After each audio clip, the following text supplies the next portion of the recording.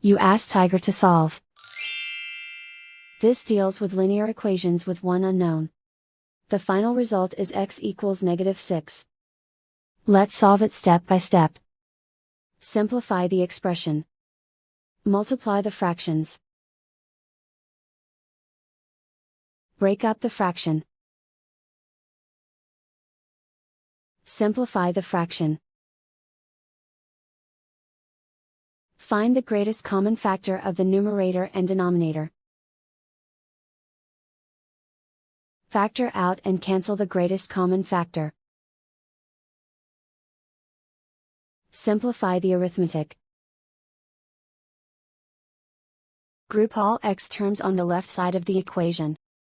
Subtract 2x from both sides. Simplify the arithmetic. Group like terms.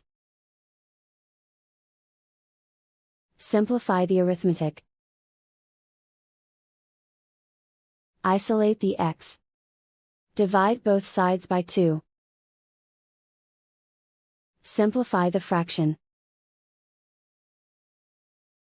Find the greatest common factor of the numerator and denominator. Factor out and cancel the greatest common factor. And so the final result is x equals -6.